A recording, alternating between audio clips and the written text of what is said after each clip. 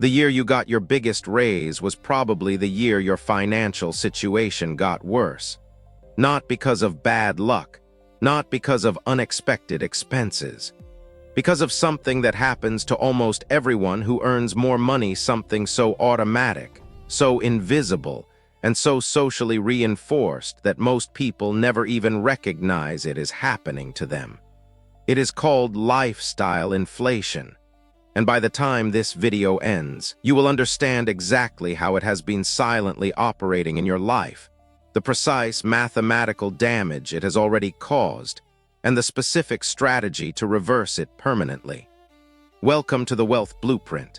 If you have ever looked at your bank account at the end of the month and wondered where all your money went despite earning significantly more than you did 5 years ago, you already know what lifestyle inflation feels like. Today, we are going to name it, measure it, and most importantly, stop it. Let me paint the picture clearly. Imagine someone, we will call him Jordan, who earns $40,000 per year when he is 24 years old. His rent is $900 a month. He drives a used car with a payment of $200. He cooks most of his meals at home. He has a basic streaming subscription. His total monthly expenses run approximately $2,200. He saves roughly $100 per month, not great, but he is young and just starting out. Over the next 8 years, Jordan works hard. He gets promoted. He earns raises. By age 32, he is earning $75,000 per year. His income nearly doubled. So naturally, his savings must have doubled or more, right? Wrong. Jordan now rents a nicer apartment, $1,400 per month. He bought a new car, payment of $450. He dines out several nights a week. He has 5 streaming services, a premium gym membership, and a monthly clothing budget he never had before. He travels twice a year. His monthly expenses have grown to roughly $5,000. He saves almost nothing, sometimes less than nothing. Jordan did not become more financially secure when his income grew. He became more expensive to maintain, and every dollar of increased income was absorbed almost immediately by an increased standard of living that he now cannot imagine giving up. That is lifestyle inflation, and Jordan is not unusual. Jordan is the norm. Here is why this happens. Human psychology contains a mechanism called hedonic adaptation, sometimes called the hedonic treadmill. It is the well-documented tendency for people to rapidly return to a relatively stable level of happiness, regardless of what happens to them, positive or negative. Win the lottery, feel euphoric for a while, return to baseline.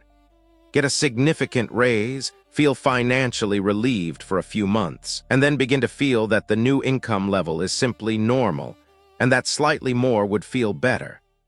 This means that the pleasure and relief of earning more money has a very short shelf life. Within weeks or months of a raise, the new income level stops feeling like abundance and starts feeling like the minimum. And the natural response to that feeling is to upgrade to let spending expand to fill the new space. The wealthy understand something about this mechanism that most people do not.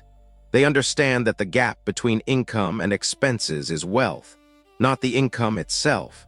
The gap. A person earning $40,000 per year who saves $10,000 of it is building more wealth than a person earning $120,000 who saves nothing. The income is dramatically different. The wealth-building outcome is dramatically different in the other direction. Here is the mathematics of lifestyle inflation over a lifetime. And this is where I want you to pay close attention. If Jordan had kept his monthly expenses at $2,200, when his income grew to $6,250 per month, the equivalent of his $75,000 salary, he could have been saving $4,050 per month instead of nearly nothing. $4,050 per month invested in an index fund averaging 10% annually for 30 years becomes approximately $8,100,000. That is not a typo. $8,100,000 from simply refusing to let his lifestyle expand as fast as his income. The lifestyle inflation trap does not just slow down wealth building.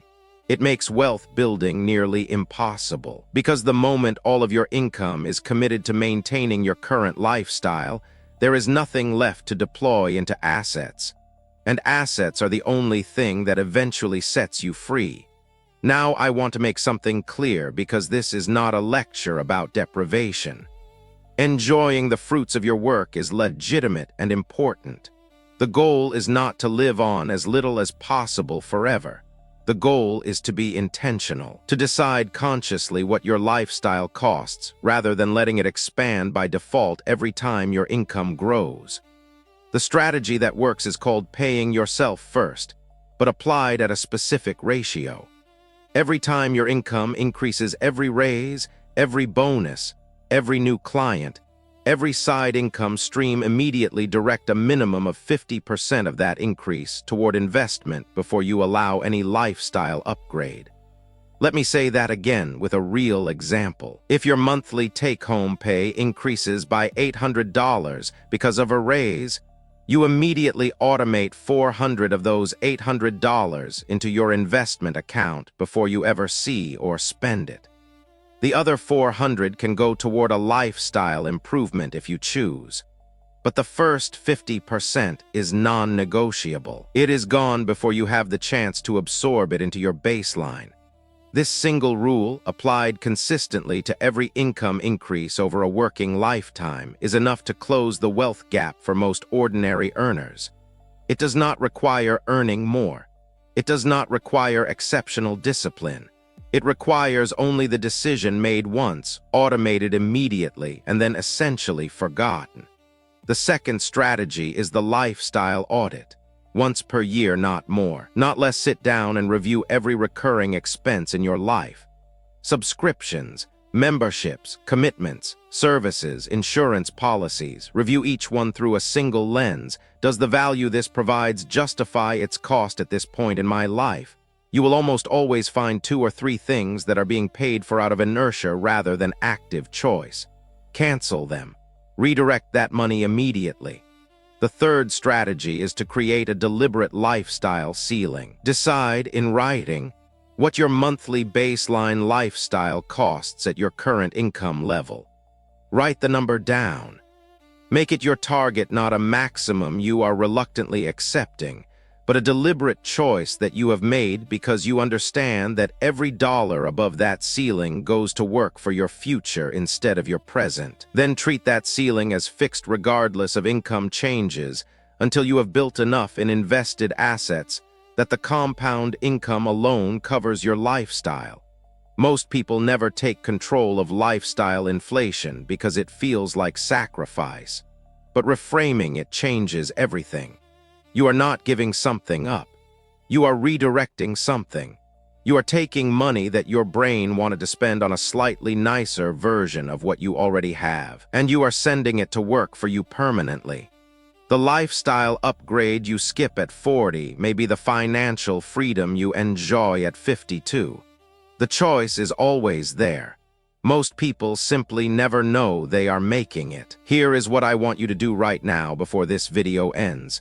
Pull up your bank statement from last month. Calculate your total monthly spending. Now calculate your total monthly income after tax. The difference is what you kept. If that number is lower than 20% of your income, you are in the lifestyle inflation trap. Not because you are irresponsible, but because nobody ever explained the mechanism clearly enough to make it feel urgent. It is urgent now. Leave a comment below with one expense in your life right now that you pay for out of habit rather than genuine value. You do not have to cancel it, but naming it is the first step to choosing it consciously. Subscribe to the Wealth Blueprint, hit the notification bell, and I will see you in the next video. Your financial future is built one intentional decision at a time.